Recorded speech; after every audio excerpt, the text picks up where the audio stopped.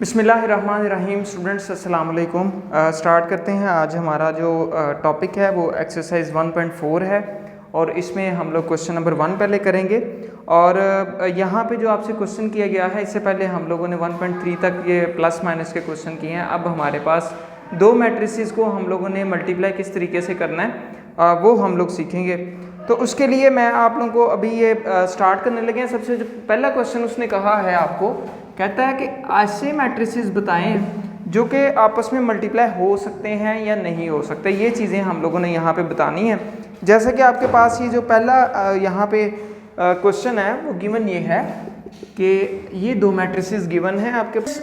ये बड़े गौर से समझनी है आप लोगों ने बात कि इससे पहले जो आप लोग प्लस माइनस करते थे ना, उसमें ये होता था कि पहला पहले में ऐड हो जाता था, दूसरा दूसरे में, तीसरा तीसरे में, चौथा चौथे में, इस तरीके से हो जाता था। लेकिन यहाँ पे अब आ रही है बात मल्टीप्लिकेशन की। मल्टीप्लिकेशन में ऐसा नहीं होता। मल्टीप्लिकेशन में ये होता है कि जो पहला मैट्रिक्स है इसकी रो और जो दूसरा मैट्रिक्स है उसका कॉलम, ठीक है जी, इस तरीके से ये आपस में मल्टीप्लाई होते हैं, ठीक है जी। अब यहाँ पे आपके सामने बिल्कुल नज़र आ रहा है आप लोगों को। आप लोगों ने हमेशा जब चेक करना हो ना कि क्या ये दो मैट्रिक्स आपस में मल्टीप्लाई हो सकते हैं या नहीं हो सकते, तो आपने ये देखना है कि इसकी रो में कितने एलिमेंट्स हैं। अब इसकी रो में एलिमेंट्स हैं दो, ये देखें दो एलिमेंट्स हैं इसकी रो में, एक 1 है और एक -1 है। और जो अगला मैट्रिक्स है ना, उसके आपने कॉलम में देखने हैं कितने एलिमेंट्स हैं। उसके कॉलम में कितने एलिमेंट्स हैं, दो एलिमेंट्स हैं, -2 और 3। तो जी स्टूडेंट्स, इसका मतलब ये है क्योंकि इनकी रो, इस पहले मैट्रिक्स की रो के अंदर दो एलिमेंट्स हैं और अगले मैट्रिक्स के कॉलम के अंदर दो एलिमेंट्स हैं, इसका मतलब है ये आपस में मल्टीप्लाई हो सकते हैं। अच्छा, ये आपको मज़ीद इसकी समझ तब आएगी जब आपको मैं एक मैट्रिक्स जो है ना आपस में मल्टीप्लाई करके दिखाता हूँ, फिर आपको सही समझ आएगी कि ये क्यों मैं आपको ये इस तरीके से कह रहा हूँ। मैं पहले एक मैट्रिक्स आपको मल्टीप्लाई करके दिखाता हूँ, फिर आप लोग ये दोबारा इसको अंडरस्टैंड करिएगा तो ये सही तरीके से आपको समझ आएगी बात। ओके जी स्टूडेंट्स, यहाँ पे आपके सामने मैंने दो मैट्रिक्स लिखे हैं। अभी ये जब आपको समझ आ गई तो समझ लें आप लोगों को ये भी बात बाकी भी सारे क्वेश्चंस आपके क्लियर हो जाएंगे। यहाँ पे ये दो मैट्रिक्स हैं, इन दोनों को मैं आपस में मल्टीप्लाई करना है। मल्टीप्लिकेशन कैसे होती है ये देखें, ये रो इस कॉलम के साथ मल्टीप्लाई होगा, ठीक है, बारी बारी। पहले ये रो इस कॉलम के साथ, फिर ये रो इस कॉलम के साथ, फिर ये रो इस कॉलम के साथ और फिर ये रो इस कॉलम के साथ। इसी तरीके से मल्टीप्लिकेशन होती है। अब मैं आपके सामने ये मल्टीप्लिकेशन करने लगूँ। ये देखें जी, यहाँ पे ये रो मैंने पकड़ ली और ये कॉलम है।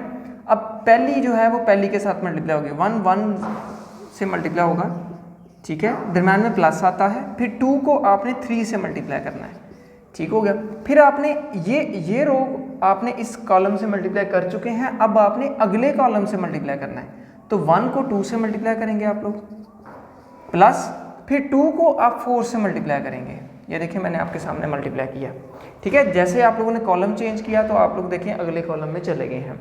अब क्योंकि आपने रो चेंज करनी है यहाँ पे, क्योंकि ये रो तो दोनों के साथ मल्टीप्लाई हो चुकी है, अब आपने रो पकड़ लेनी है ये दूसरी। तो दूसरी रो, तो यहाँ पे भी दूसरी रो पे चले जाएंगे।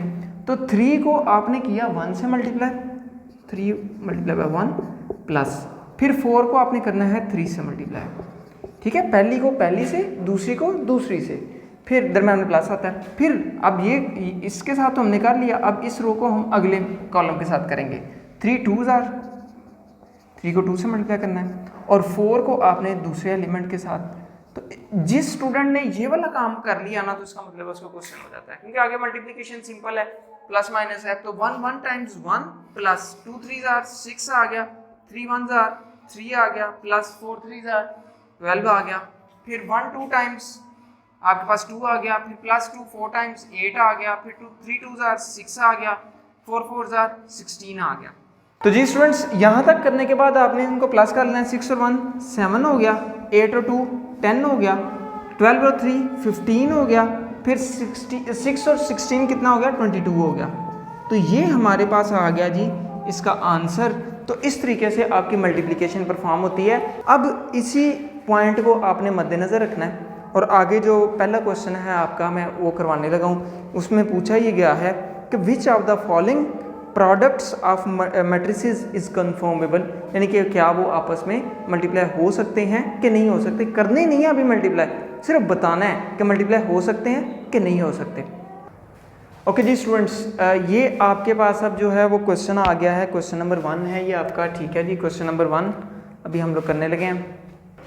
तो हम लोगों ने यहाँ पे चेक करना है कि कौन कौन से आपस में मल्टीप्लाई हो सकते हैं कि नहीं हो सकते। वही एग्जांपल जो मैंने पहले करवाई है उसको आपने जहन में रखना है, उसी की बुनियाद पे हम चलेंगे। देखें ये आपने ऐसे लाइन लगा के चेक कर लेना है, ये देखें ज़रा, ठीक है ना। हमेशा इसी तरह लाइन लगानी है। एक आप लोगों ने हॉरिजॉन्टल, अगले मैट्रिक्स के लिए वर्टिकल लाइन लगा देंगे। अब करना क्या है आप लोगों ने, करना ये है कि यहाँ पे आप लोगों ने इसको चेक करना है कि क्या इसकी रो के अंदर जितने एलिमेंट्स हैं उतने ही एलिमेंट्स उसके कॉलम में मौजूद हैं। अब यहाँ पे 2 एलिमेंट्स हैं, यहाँ पे भी 2 एलिमेंट्स हैं, इसका मतलब है yes it is conformable for multiplication, ये मल्टीप्लाई हो सकता है। अब ये देखते हैं, इसकी भी आप पहली रो और पहला कॉलम देखें। अब नंबर ऑफ एलिमेंट्स 2 हैं, इसके भी 2 हैं, इसका मतलब है ये भी आपस में मल्टीप्लाई हो सकता है। अभी हम अगले क्वेश्चन में इसको मल्टीप्लाई करेंगे। अब ये देखें, इसकी रो में 1 एलिमेंट है लेकिन इसके कॉलम में 2 एलिमेंट्स हैं, इसका मतलब है ये आपस में मल्टीप्लाई नहीं हो सकता। दैट्स वाई हम इसके ऊपर लिखेंगे नो। अब ये देखें तो इसकी रो में 2 एलिमेंट्स हैं, इसके कॉलम में 2 एलिमेंट्स हैं, इसका मतलब है ये भी मल्टीप्लाई हो सकता है, यस इसके ऊपर हम लोग लिखेंगे। अब ये देखें इसकी रो में कितने एलिमेंट्स हैं, 3, ठीक है जी, 3 एलिमेंट्स इसकी रो में है और इसके कॉलम में कितने एलिमेंट्स हैं, 3, तो इसका भी मतलब यस है। ठीक है स्टूडेंट्स, तो ये इस तरीके से आप लोग करेंगे। आपने देखा होगा कि प्लस माइनस के अंदर जब हम लोग करते थे तो उसके अंदर ऑर्डर्स अगर सेम होता था तो हम लोग कर लेते थे, अगर नहीं सेम होता था तो वो हम लोग आपस में उसको प्लस नहीं थे कर सकते। यहाँ पे देखें अगर ऑर्डर सेम नहीं भी है तो ये मल्टीप्लिकेशन हो रही है। तो हमने जो जस्ट एक चीज़ चेक करनी है वो ये देखनी है कि क्या रो के एलिमेंट्स की तादाद और कॉलम के एलिमेंट्स की तादाद आपस में सेम है। अगर सेम है तो मल्टीप्लाई हो जाएगा, अगर नहीं सेम तो मल्टीप्लाई नहीं होगा। ओके जी स्टूडेंट, क्वेश्चन नंबर 2 है। क्वेश्चन नंबर 2 के अंदर उसने हमें ए मैट्रिक्स दिया है, बी मैट्रिक्स दिया है और वो कहता है कि ए को बी से मल्टीप्लाई करें और बी को ए से मल्टीप्लाई करें अगर पॉसिबल है। तो देखते हैं।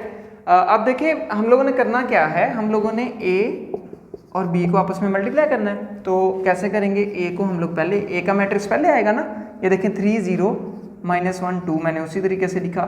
फिर बी का मैट्रिक्स क्या है, 6 और 5 आ गया जी। अब इन दोनों को हमने आपस में क्या करना है, मल्टीप्लाई। सबसे पहले देखें वही चीज़, ये देखें हो सकता है मल्टीप्लाई।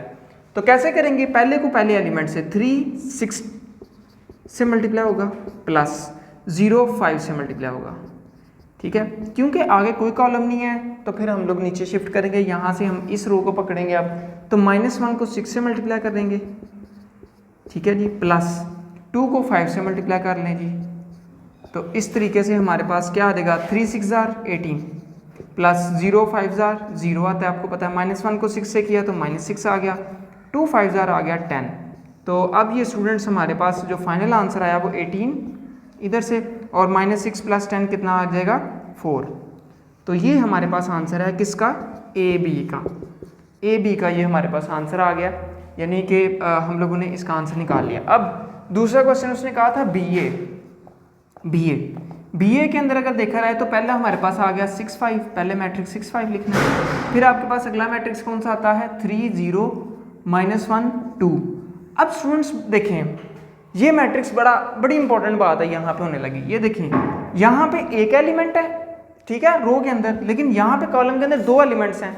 इसका मतलब ये है कि ये आपस में मल्टीप्लाई नहीं हो सकते, क्योंकि यहाँ पे जो इसके एलिमेंट्स की तादाद है वो 1 है, वहाँ पे 2 है।